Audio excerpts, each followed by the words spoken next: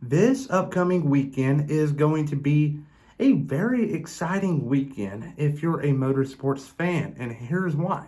Because you got the NASCAR Cup Series heading out to North Wilkesboro to race in their annual All-Star race. In years past, the All-Star race has been held in the Charlotte Motor Speedway, and then something happened in 2020, so they had to move it to the Bristol Motor Speedway because they were allowing fans in the stands, which was a big deal at the time. 2021 rolls around, they go to Texas. In 2022, they go back to Texas. Not a good experience, a controversial ending. So they had enough of it and decided to go to a place no one thought about, North Wilkesboro. So they're going to be racing at the short track for $1 million this upcoming Sunday night. It's going to be a fun one. Also, you got Formula One coming back from their 1 week break. The race in Imola, which is in Italy, is going to be an exciting Grand Prix, and there is a significant chance of rain the entire race weekend. From Thursday press conferences to Sunday's Grand Prix, it's going to be raining a lot, and it's going to be a fun one because I believe there's a good chance the Red Bulls may struggle, but time will tell. And also, you got the Indianapolis 500 qualifying that will take place. I'm not really going to talk about that in the video, but I will mention that I believe that I like Joseph Newgarden or Scotty Mack or Roman Grosjean, one of the three drivers, to take pole for the great spectacle race in America. The Indianapolis 500 is just a beautiful race. You see all these sponsors come in big, spend the big money to get their logos out on the track. It's a big deal, a big race. Every driver wants to win this race and put that on their resume. But enough said here. I'm also doing a Pick 5 contest, as always, for the NASCAR side of things. So get your picks down below to be entered.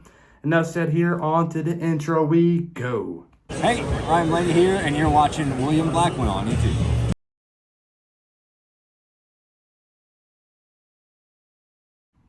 At the end of the 2022 season, Mercedes thought and believed that they took the necessary steps in order to be competitive once again at the start of the 2023 season.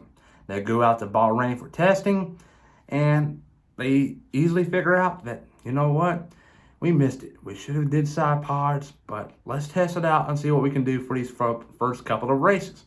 They go to Bahrain, they suck. When they go to Saudi Arabia, they suck even more.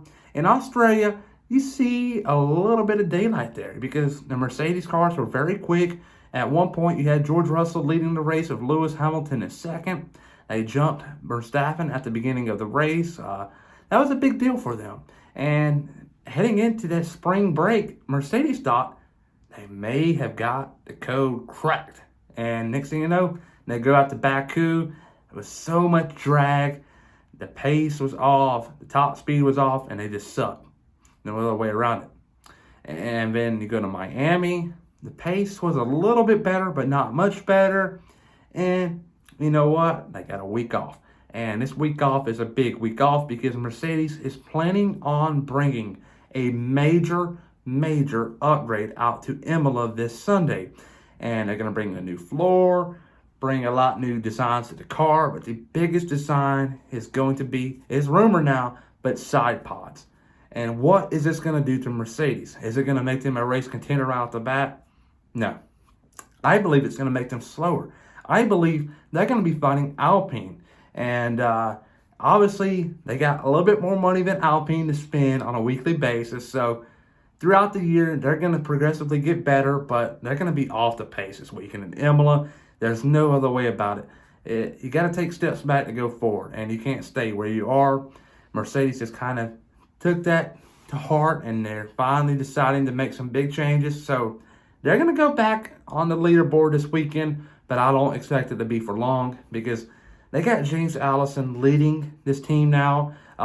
They had Mike Elliott at the beginning of the year. He was not cutting it at all. So they had to go back to the old method, what worked, and with James Allison, he is a phenomenal engineer. He's done a lot of good things with this Mercedes car in the past. We talk about Adrian Newey nowadays and how good he is with Red Bull and how hot he was going to be a prospect if Red Bull were to not re-sign him, which they did.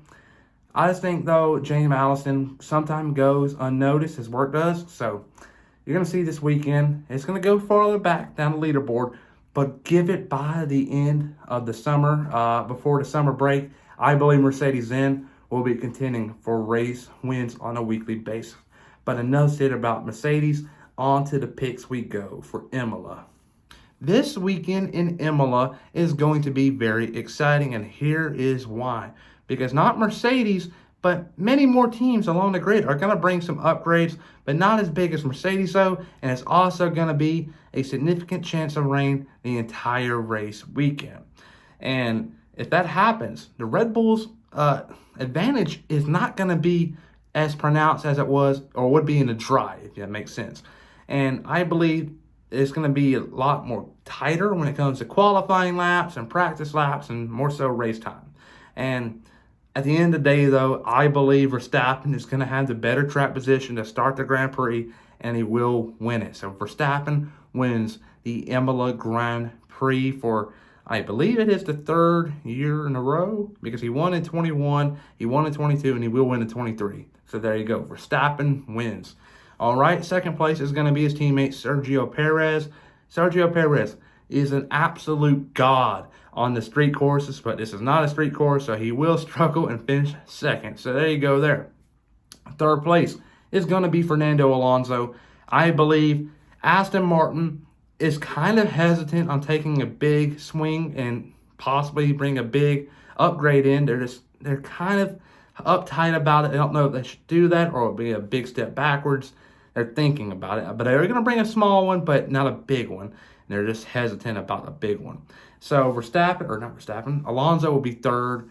But I like his chances, though, the following weekend in Monaco. And he got some more races down the path where Aston Martin's going to be quick. Like, I believe they're going to be quick, obviously, in Monaco. They're going to be quick in Hungary. And they're going to be quick in Singapore and Qatar. They're going to be quick at them tracks unless they bring in an upgrade. And I believe they will. Mike Crack is doing a phenomenal job in his second year as team principal for Aston Martin. And with Lawrence Stroll pushing it down on him and making him, no, we want to be winning Grand Prix. These podiums are nice, but a Grand Prix victory will be much nicer. So their time is coming, but I believe it's going to be a little bit later down the road. Fourth place, though, will be Carlos Sainz, and in fifth place will be Lewis Hamilton. And this will be like a race win for Lewis Hamilton if he came home fifth, because Mercedes heading into Imola, I am sure they're thinking their target's going to be a top 8, maybe points, because it's going to be close. Because you think about it, the last couple of years, the Imola has been a DRS train. It's hard to pass, and your qualifying starting position is a very pivotal factor, whether or not you earn points or not. So I think it's going to be like a race win for Hamilton if he finishes fifth, or Russell. My dark horse, though, is going to be Charles Leclerc. I did not mention him in my top 5. I believe someone needs to say this, and I am going to be the one to say this. I believe Charles Leclerc is holding back the Scuderia of Ferrari. I just believe he's making too many mistakes to be a number 1 driver at Ferrari. And we saw it in Miami. He held the team back.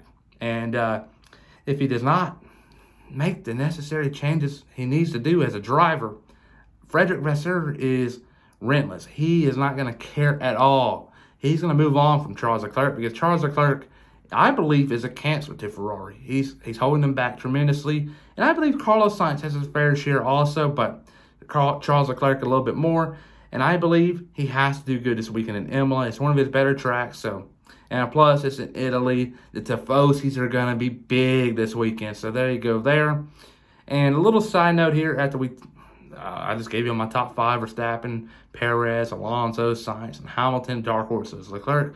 But one thing I do want to mention, though, before I stop talking about Formula 1 for the episode, is that Nick DeVries, he started off this season bad.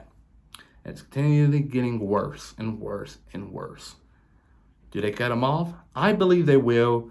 Dr. Helmut Marko has made it clear if he's not good by the end of this 3-week stretch in Europe races, they're going to move on from him. And Liam Lawson looks like the driver that's going to be in line to replace him in the AlphaTauri seat. And unfortunately, Daniel Ricciardo is going to be on the sideline still waiting. I think he's going to get a ride in 24, but what team will that be? Time will tell. But now on to the NASCAR side of things we go. One driver that has been mentioned a lot in the NASCAR Cup Series lately has been Ross Chastain of Trackhouse Racing. He's been in many controversial events within the last 5 years, whether that's being in the Truck Series, Xfinity Series, and the Cup Series. His first big incident in the Cup side of things was Atlanta in 2021, where he held up Kyle Busch and let his teammate Kurt Busch at the time win the race during the summer. And Kyle Busch fired off on Chastain, and he was not happy at all. Fast forward to 2022, we see him wreck people at Coda, Talladega, and he also had a little beef and shenanigans with Denny Hamlin. But as we're speaking today, that beef with Denny Hamlin has kind of died down. Instead, though, he's got another beef, or two beefs going on at the same time between Kyle Larson and Noah Gragson. We saw what happened last weekend in Kansas with Noah Gragson, where they had a little fist fight. Gragson went up to Chastain, shoved him. Chastain told him to stop. He never stopped, so Chastain gave him a right hook, and security broke it up.